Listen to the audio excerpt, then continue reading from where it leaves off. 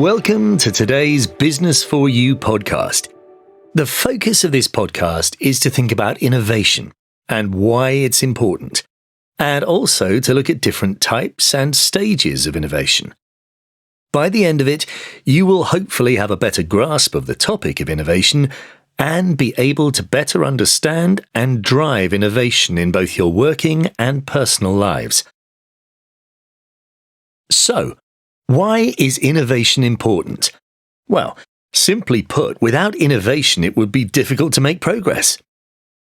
Organizations and societies would stagnate. Innovation is what drives us forward. It's what forces us to compete in the business world. It's what leads to better products and services and solutions to new and existing problems. From a business point of view, it's also something which is necessary for survival. 4 key types of innovation are incremental, disruptive, architectural, and radical.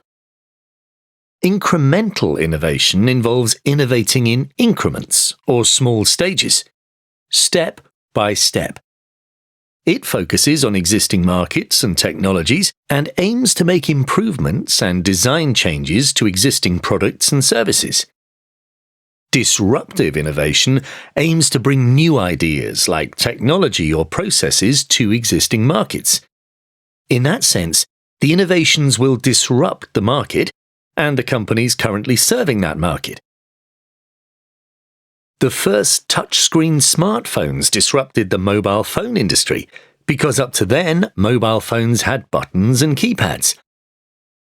Architectural innovation involves taking successful ideas from one market or industry and applying them to a new or different market. This often happens when people think of other unconventional uses of existing technology. A good example of this can be seen in vacuum company Dyson's entry into the hand dryer and hairdryer market. Their advanced airflow technology from their vacuum cleaners was applied in reverse to machines that blow out air. In the case of these examples, it's personal hairdryers and hand dryers in public toilets. And finally, we come to radical innovation. This is where a completely new idea is created for a market that doesn't exist yet. It's often what we think of when we think of innovation, and it often swallows up existing markets.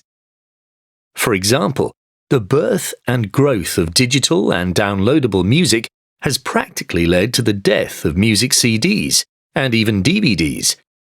Similarly, film and TV streaming services may lead to the demise of traditional TV within a few short years.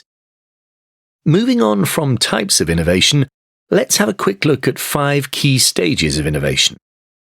The first stage is idea generation. This is where you think of the initial idea and develop it into a more detailed proposal or plan. The next stage is support. You need to check if you can get support for it. For example, from senior leaders or stakeholders in your company. If you're innovating in your personal life, then the support you might need could be from friends or family. Do they think it's a good idea? And do they think it would work? The third step is to experiment and test out the idea. This could mean creating a sample or a prototype of it, if it's a product. Or if it's a service, you could test out a basic version of it.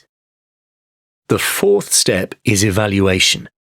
You need to assess how successful your experiments were and what chances of larger success your idea will have.